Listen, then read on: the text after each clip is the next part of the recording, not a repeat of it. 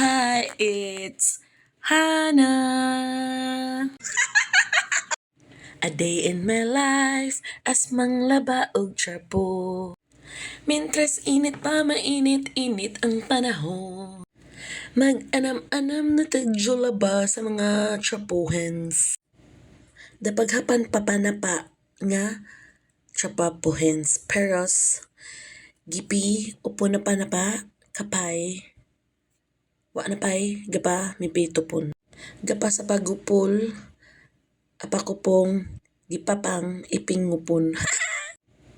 Napagkupo na pa apakupong si pingupot si pigipigipi napakupo trapapupo sa apakupong napawupong o dipi ba pa? Kapa sa pabupot rapa kapa sa pa apakupong gipapang istorya pa. Kupong wapala pa ipidipi katol sa imong lubong. Kapa mo po gapais, gapaupon sa pa, kapa mo po bidipi hapa. Bitaw guys, magtaroon ako istorya.